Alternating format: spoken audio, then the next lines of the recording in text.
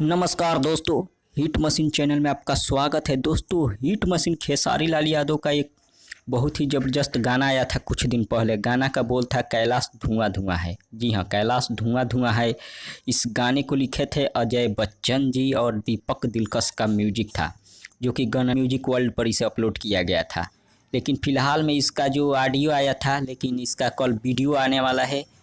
इसका कैलाश धुआं धुआं का कल वीडियो आने वाला है, जो कि गणनायक म्यूजिक वर्ल्ड पर इसे अपलोड किया जाएगा।